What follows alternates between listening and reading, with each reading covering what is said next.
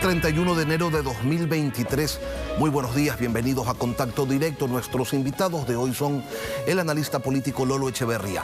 Una campaña electoral sin propuestas apegadas a las necesidades de la gente. Sin un voto reflexivo, muchos cantones continuarán girando en el mismo eje, es decir, sin cambios.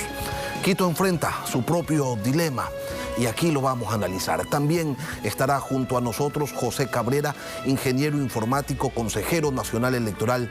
¿Cómo avanza el proceso rumbo al día de las elecciones? Seguridad, entrega de los primeros resultados, controles, protocolos. Aquí empezamos. La actualidad, los protagonistas, el análisis y la información en Contacto Directo.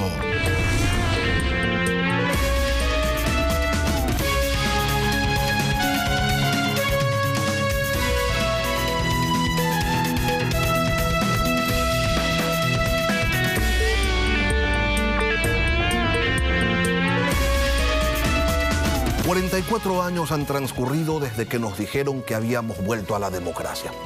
Pero realmente vivimos una democracia participativa, inclusiva, deliberante, popular, representativa, una democracia económica, social, cultural, una democracia política. ¿Vivimos en una estructura donde el poder reside en el pueblo? ¿O estamos ante una ficción que avanza al trote hacia medio siglo de desengaños? Vamos a hablar de las condiciones en las que el país afronta un nuevo proceso electoral. Un proceso al que le faltan entusiasmos quizás porque la gente en un proceso de maduración o como resultado de continuas decepciones terminó por entender que a los honestos la política no les llena la barriga. A los otros sí, barriga y bolsillos.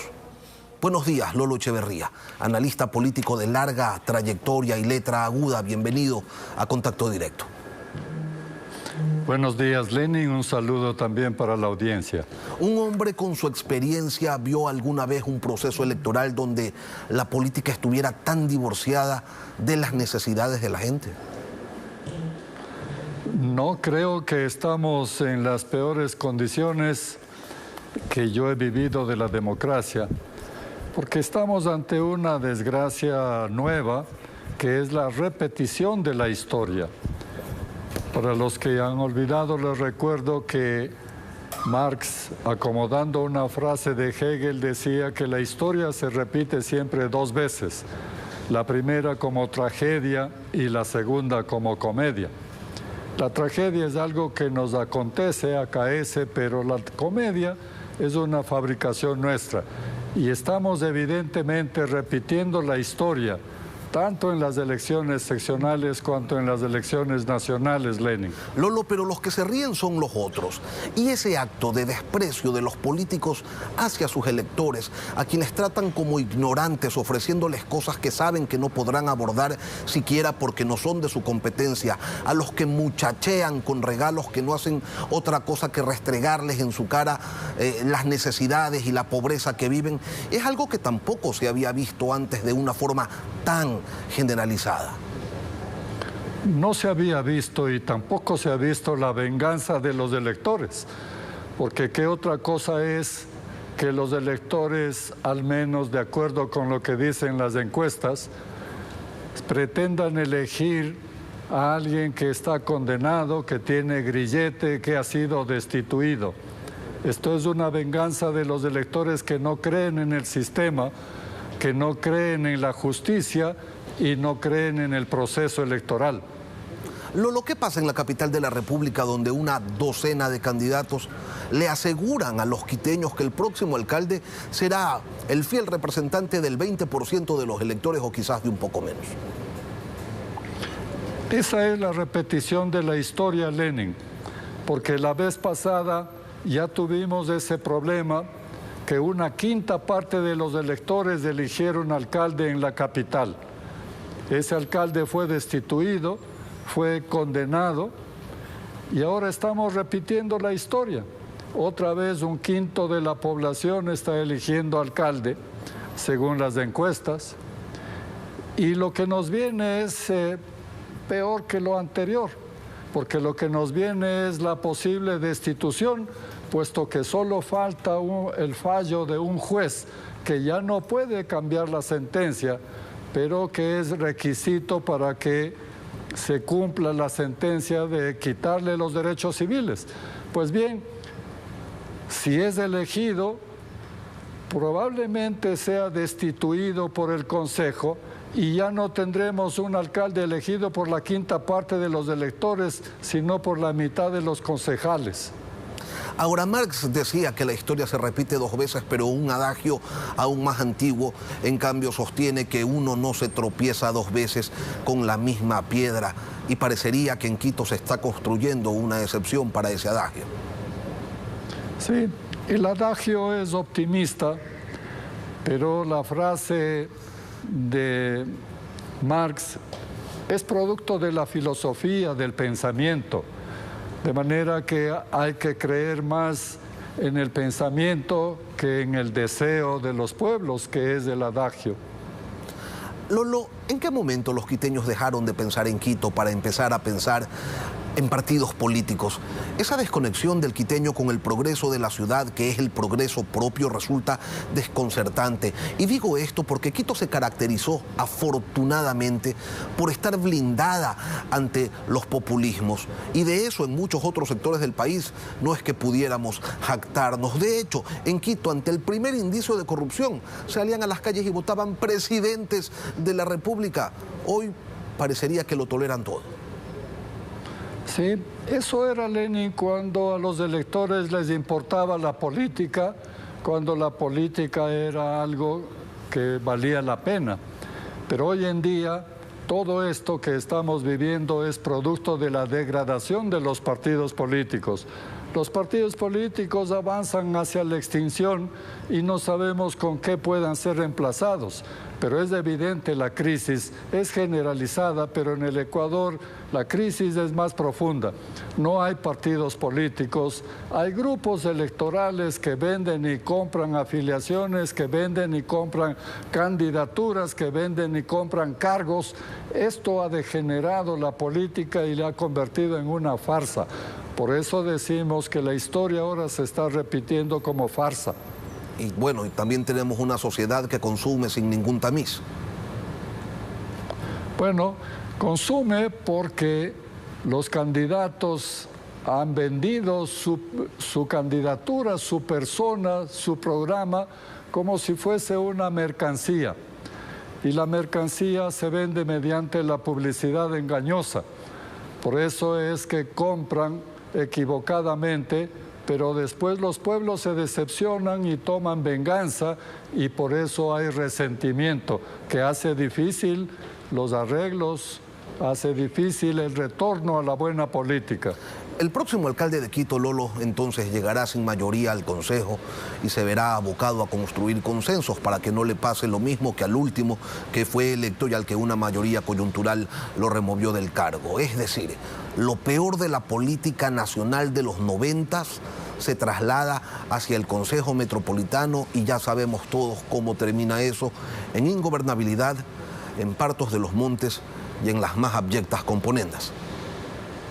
Sí, en guerras entre políticos, lejos de los problemas populares, lejos de los deseos de la gente. Y seguramente antes incluso de la elección habrán empezado ya las negociaciones para ver quién va a tener mayoría, quién va a elegir vicealcalde y quién va a heredar una alcaldía en la capital. Ante eso, Lolo, es imprescindible una reforma al Código de la Democracia para que haya segundas vueltas en la elección de autoridades seccionales y no tener representantes de la ciudadanía con una votación mínima. Sí, es indispensable una reforma del Código de la Democracia, pero también deprime el ver que algunas normas que ya existen no se cumplen, que se está planteando como consulta algo que ya está en el Código de la Democracia y que es difícil recuperar los partidos políticos. Si los propios partidos no se dan cuenta de lo mal que están y no buscan su regeneración, entonces será imposible su rescate.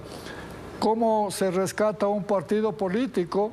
Bueno, hay que comenzar con la idea de que deben tener afiliados, de que deben ser una escuela de democracia, que deben ser escuela de líderes, centros de pensamiento, de análisis de la realidad nacional y formación de cuadros de gobierno, porque con candidatos de alquiler llegan, ganan las elecciones y después no saben qué hacer, ni con quién, ni cómo. ¿Y quién es el encargado de proponer las reformas o de exigir que se cumpla lo que actualmente consta en el Código de la Democracia? Se lo pregunto, Lolo, porque a los políticos no les interesa, ha quedado demostrado, y la ciudadanía pues está más con ánimos de venganza que de otra cosa. Bueno, nos corresponde a todos, Lenin, porque todos formamos parte de esta sociedad y todos tenemos que dolernos de su destino. Nos corresponde a todos de una u otra manera. Yo mismo he formado parte de un grupo que propone algunas reformas para rescatar a los partidos políticos. Y en alguna reunión con los dirigentes políticos señalaba yo que ya en Chile se discutió la posibilidad de quitarles a los políticos, a los partidos políticos, el monopolio de las candidaturas, con la esperanza de que eso les asuste y empiece la regeneración.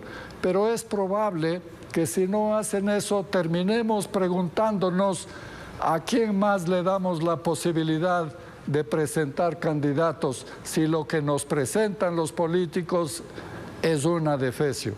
Claro, la otra de las propuestas que ha circulado es que candidatos que no alcancen un porcentaje mínimo de respaldo tengan que devolver los recursos que el Estado les entrega para promocionar sus candidaturas.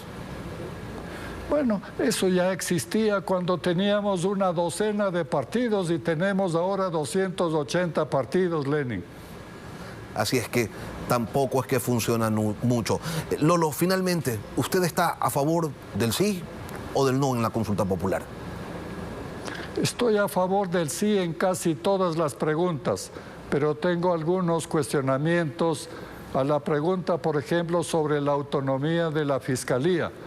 No puede ser una administración de justicia dividida en dos si se le da plena autonomía a la Fiscalía. Es algo que conviene pensar antes de votar.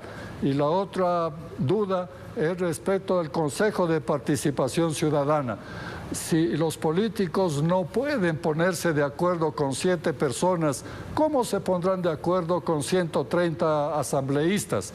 Y si lo que se trata es de una guerra por el control de los organismos de control, lo que estamos haciendo es pateando para adelante el problema.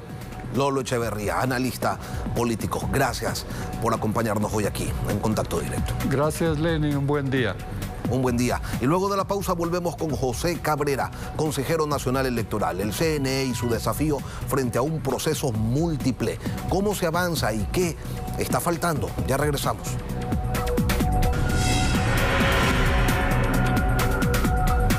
El país está a 5 días de acudir a las urnas para elegir alcaldes, concejales, prefectos, vocales del Consejo de Participación Ciudadana y también para pronunciarse en la consulta popular.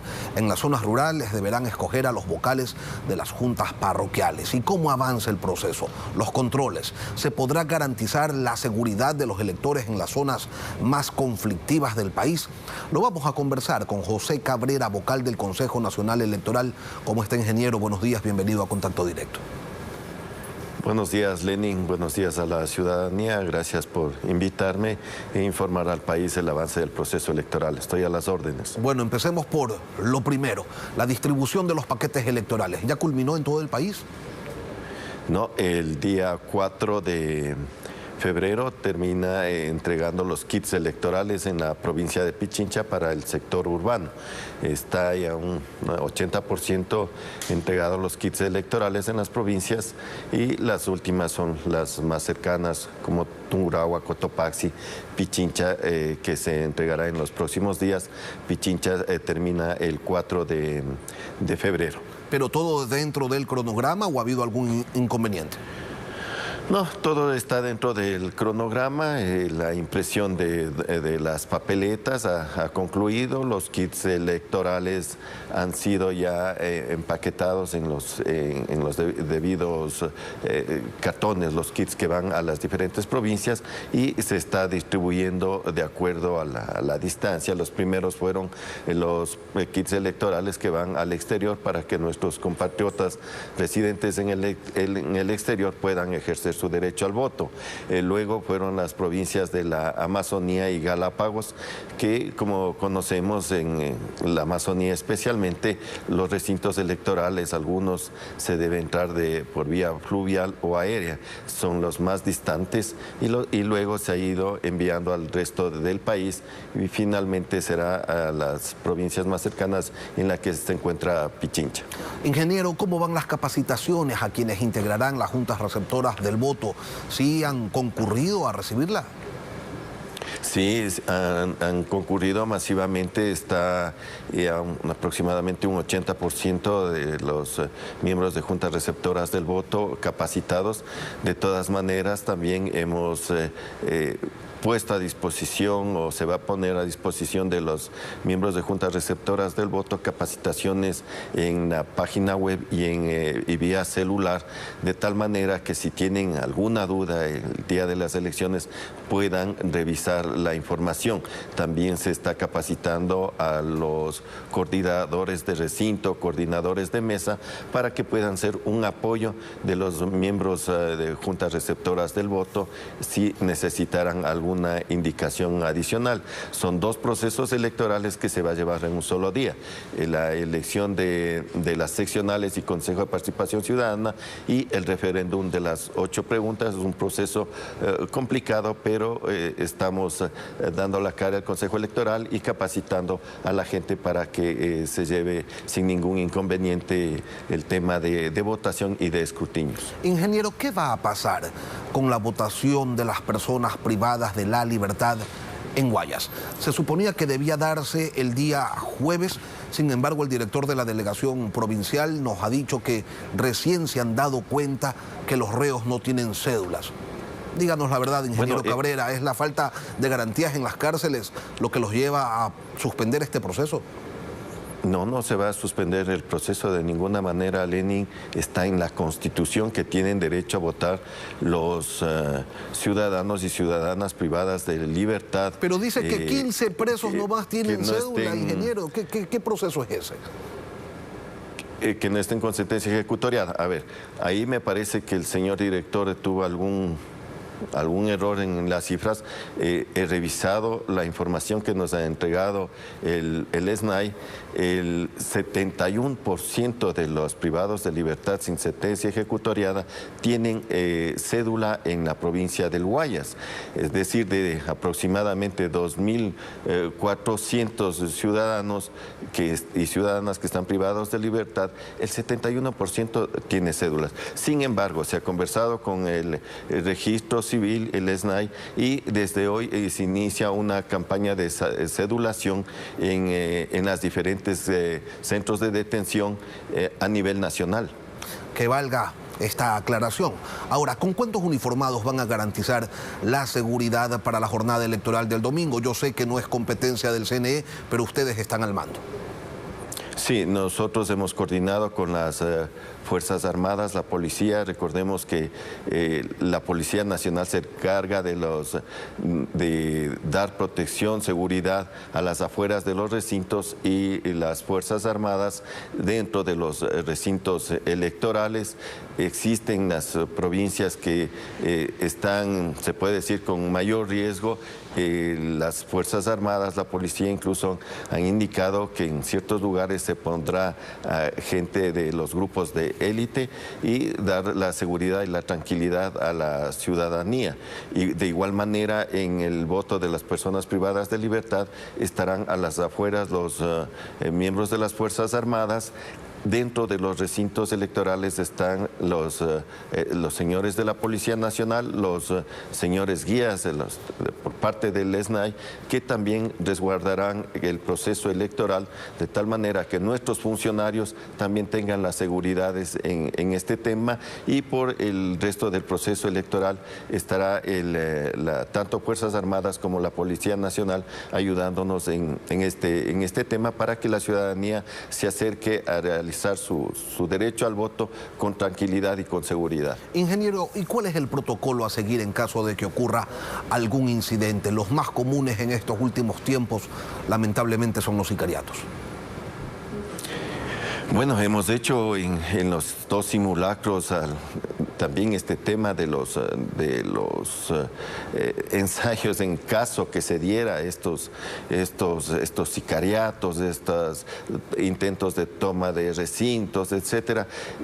Las Fuerzas Armadas y la Policía Nacional están encargados de ese tema. Las Fuerzas Armadas tomarían el control dentro del recinto y detenerle de parte de la policía a quien infrinja la ley. Hemos hecho varios simulacros también tomando en cuenta estas situaciones. Ingeniero, ¿debe haber una reforma profunda al Código de la Democracia, una reforma de la que se viene hablando desde hace mucho tiempo? Otros dicen que ya está contemplado en la ley. Lo cierto es que las campañas electorales no son de propuestas, sino de regalos, de dádivas, a fin de comprometer el voto, o al menos eso es lo que piensan los políticos, y hay sanciones, pero o son irrisorias o generalmente no se terminan procesando. ¿Cómo terminamos con este tema de una vez por todas? Bueno, definitivamente es necesario realizar reformas al Código de la Democracia. En esta vez hemos visto que las campañas anticipadas ha sido generalizado. El tema es que debemos tener mayores controles, porque si aparece una pancarta, el candidato dice: yo no he mandado a poner. Tenemos que tener evidencias. Entonces, todo ese tipo de cosas, o los regalos, si no está entregando el candidato dice: yo no he estado dando estas dádivas. Entonces, todos estos temas hay que tener mayores controles, y de lo que hemos conversado con los compañeros consejeros, definitivamente después del proceso electoral nos pondremos a trabajar en el tema de reformas al Código de la Democracia para presentar inmediatamente a la Asamblea. Todos sabemos que un año antes de un proceso electoral se debe realizar las reformas, de tal manera que estas reformas ya se introduzcan para el proceso 2025. Mucho se ha hablado durante esta campaña electoral de eventuales financiamientos irregulares, específicamente de parte del narcotráfico. ¿Qué mismo ocurre con eso, ingeniero? ¿Tienen o no la capacidad para determinarlo? Bueno, nosotros no tenemos la competencia para este control, y es así que hemos visto los asambleístas. El mismo gobierno ha presentado sus denuncias ¿ante quién? Ante la Fiscalía, que es el organismo de control. Nosotros tenemos la obligación de controlar los gastos, los ingresos y egresos, y si hay alguna irregularidad, enseguida comunicar a los organismos de control. Incluso para el 2025 en la ley se encuentra que todas las organizaciones políticas y candidatos tendrán un sistema contable entregado por el Consejo Nacional Electoral, en el que tendrán que informar los ingresos y egresos en línea al Consejo Electoral, y el Consejo Electoral a su vez estar conectado con los diferentes organismos de control, dígase SRI, UAFE, Superintendencia de Bancos, Fiscalía, de tal manera que todos estos organismos de control estén informados al instante de las transacciones que hagan los candidatos y organizaciones políticas para poder ejercer un control. Nosotros como Consejo Electoral no tenemos esa competencia. Ingeniero, ¿no era para el 2023 que debía estar funcionando el sistema de interconexión de datos? Para el 2023 es un piloto que indica la ley que estará listo. En este caso se va a poner a las organizaciones políticas el tema del fondo partidario permanente para que puedan informar en línea de sus ingresos y egresos.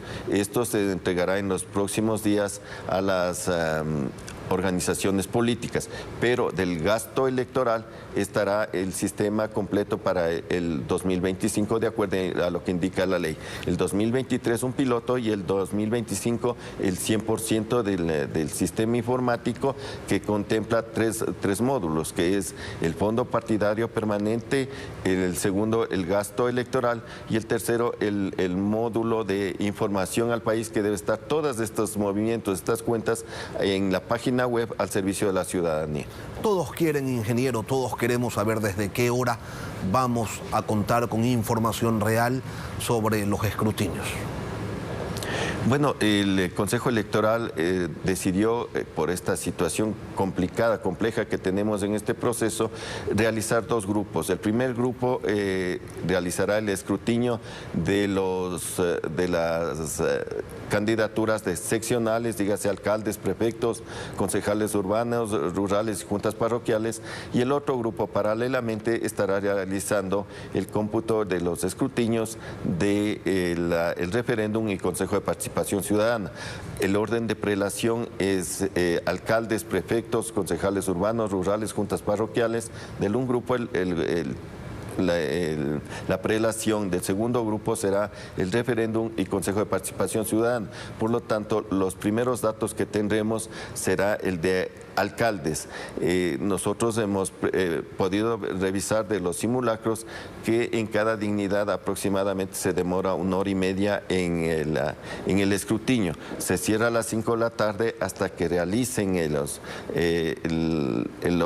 organizarse con las papeletas. Empezarán 6 de la tarde posiblemente los escrutinios. Por lo tanto, 7:30, 8 de la noche tendremos los primeros resultados de alcaldes. Recordemos que el Consejo Electoral es el que entrega los resultados oficiales. 7:30, 8 empiezan a aparecer los primeros resultados, y más o menos a qué hora usted calcula que ya podríamos tener un dato porcentualmente representativo como para tener una idea o quizás la certeza de quién ganó. Bueno, 7:30, 8 estarían terminándose el escrutinio de alcaldes. Ahí ya podríamos tener en la dignidad de alcaldes quién está ganando o quién ha sido favorecido con el voto de la ciudadanía. Los primeros resultados estarían ingresándose 6:30, 7 de la noche, pero 7:30, 8 estaría ya todo el escrutinio de alcaldes. ¿Y datos de consulta popular a qué hora más o menos, ingeniero? Datos de consulta popular, esperemos que entre las 8, 8:30, porque se va haciendo en paralelo cada una de las preguntas. Recordemos que por cada pregunta es un acta, porque cada pregunta votan por sí, no, blanco o nulo. Entonces son 8 actas y los resultados saldrán por cada una de las preguntas. Y el sistema informático blindado, ¿no? El sistema informático está cubierto, hemos trabajado en todo lo que es seguridades, incluso con organismos internacionales. No se puede hablar de un sistema que esté blindado al 100%, pero tenemos el personal capacitado, hardware y software, para controlar este tema de seguridades informáticas. José Cabrera, consejero nacional electoral, gracias por acompañarnos hoy aquí en Contacto Directo, ingeniero. Gracias a usted, Lenin, y siempre a las órdenes. Un buen día. Buenos días. Terminamos aquí Contacto Directo. Las noticias continúan en Televistazo en la comunidad. Gracias a todos por su sintonía.